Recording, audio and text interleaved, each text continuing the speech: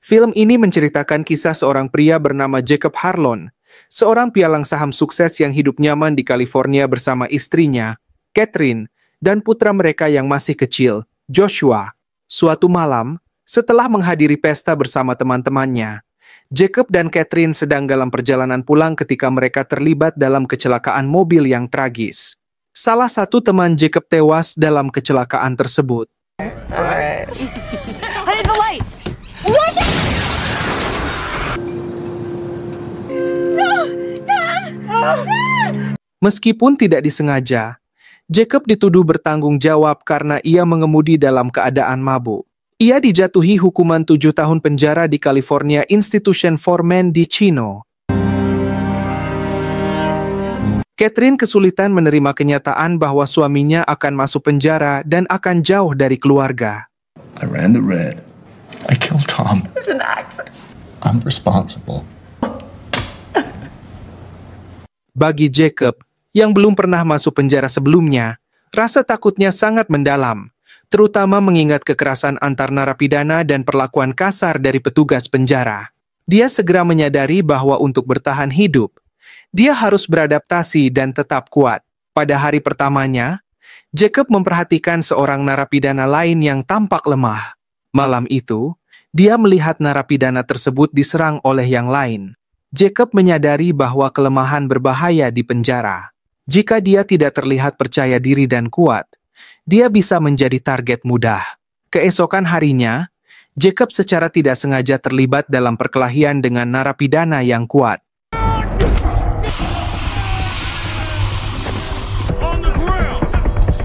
Akibatnya, dia ditempatkan dalam isolasi selama 30 hari. Ironisnya, tindakan ceroboh ini menarik perhatian seorang pria bernama Botles, pemimpin geng supremasi kulit putih. Setelah Jacob dibebaskan dari isolasi, Botles menawarkan perlindungan kepadanya, namun sebagai imbalannya Jacob harus setia dan melayani geng. Tanpa banyak ragu, Jacob setuju. Sejak saat itu, ia mulai melakukan berbagai tugas untuk Botles, termasuk menyelundupkan heroin melewati penjaga. Seiring Jacob membuktikan kemampuannya dan keandalannya, Botles memberinya tugas yang lebih berbahaya, membunuh seorang narapidana lain yang dicurigai sebagai informan. Jacob belum pernah membunuh siapapun sebelumnya, dan ia ragu.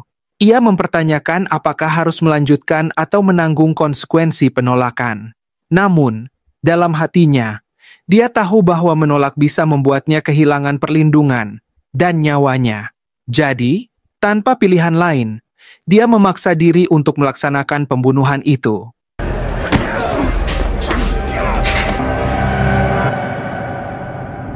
Nothing in between can exist here. Setelah itu, Jacob dilanda rasa bersalah dan frustrasi, tetapi dia mengerti bahwa bertahan hidup memiliki harga. Seiring waktu, dia mulai naik pangkat dalam geng. Dia mendapat julukan Money, dan kehidupan penjara mengeraskan dirinya. Penampilannya berubah. Ia menumbuhkan kumis dan janggut, lengan-lengannya dipenuhi tato, dan kini ia terlihat seperti gangster yang tangguh. Suatu hari, seorang anggota geng bernama Shotgun memberitahu Jacob tentang seorang narapidana berkuasa bernama Herman Gomez, bos mafia dan pemimpin geng Surenos. Tak lama setelah itu, ketegangan mulai meningkat, dan konflik kekerasan meletus antara geng-geng paling berbahaya di penjara. Jacob terpaksa terlibat lebih dalam kehidupan penjara. Melihat kesempatan untuk mendapatkan kepercayaan Herman, dia bertindak saat seorang narapidana lain hendak menyerang Herman dan membunuh penyerang di depan matanya. Tindakan ini membuat Herman merasa berhutang budi pada Jacob, dan Jacob mendapatkan penghormatan baru dari pemimpin geng lainnya. Namun, kamera pengawas penjara merekam semuanya. Akibatnya, hukuman Jacob diperpanjang selama 9 tahun lagi. Ketika Catherine mengetahuinya, ia hancur. Terbebani rasa bersalah dan putus asa, Jacob memutuskan untuk memutuskan hubungan dengan keluarganya. Ia mendesak Catherine dan putranya untuk melupakannya dan melanjutkan hidup, memperingatkan mereka agar tidak mengharapkan kembalinya ia ke dalam hidup mereka. Setelah insiden kekerasan, Jacob dipindahkan ke penjara negara Cor-Coran, fasilitas keamanan maksimum yang menampung penjahat paling berbahaya. Di sana, dia belajar dari seorang narapidana lain bahwa figur paling berkuasa di dalam penjara bukanlah Redwood, melainkan seseorang yang dikenal sebagai Beast, pemimpin geng global yang ditakuti. Untuk bertemu Beast, Jacob sengaja memicu perkelahian dengan salah satu narapidana paling berbahaya. Rencananya pun berhasil. Ketika Beast mendengar tindakan Jacob, dia tertarik dan memerintahkan seorang penjaga yang disuap bernama Robert untuk membawa Jacob kepadanya. Meskipun berada di balik jeruji besi, Beast mengendalikan kerajaannya baik di dalam maupun di luar penjara. Dengan bantuan penjaga korup, tidak ada yang berani menentang dia. Terkesan dengan keteguhan Jacob, Beast mempromosikannya menjadi wakil pemimpin. Are you ready? Beberapa waktu kemudian, hukuman Jacob dikurangi, dan dia dibebaskan beberapa tahun kemudian. Sebelum dibebaskan, Beast memerintahkannya untuk mengatur kesepakatan senjata dengan Surenos. Meskipun sedang dalam masa percobaan dan ragu untuk terlibat, Jacob setuju, terutama setelah Beast mengancam keluarganya. Setelah bebas, Jacob disambut oleh Shotgun dan mantan narapidana lainnya. Dia lega bisa keluar. Tapi dalam hatinya dia masih merindukan keluarganya, meski tahu dia tidak bisa kembali kepada mereka. Di sebuah pesta yang diadakan oleh Shotgun, Jacob tiba-tiba diserang. Sumber serangan itu tidak diketahui, tetapi hal itu membuatnya lebih waspada terhadap semua orang di sekitarnya. Keesokan harinya, dia bertemu kembali dengan Herman Gonzalez, yang juga telah dibebaskan. Bersama-sama, mereka membahas kesepakatan senjata dengan Surenos. We both need this to go smooth. It will. Kemudian, Jacob secara rahasia mengunjungi Catherine untuk memberinya uang. Dia menolak pada awalnya, tetapi Jacob bersikeras. He deserves better. You deserve better. Kemudian dia pergi, tahu bahwa dia tidak lagi pantas berada dalam hidup mereka. Meskipun dia masih mencintai Catherine dan putranya, Jacob menerima bahwa kembali kepada mereka akan membahayakan mereka. Ketika Catherine dan Joshua mengunjunginya, Jacob mengusir mereka sebelum gengnya melihat mereka. You, your mom, are on your own trajectory now. I'm on another. Then stay away.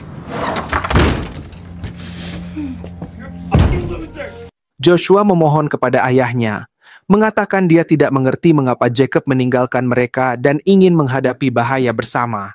Jacob, dilanda cinta dan ketakutan, tahu dia tidak bisa tinggal.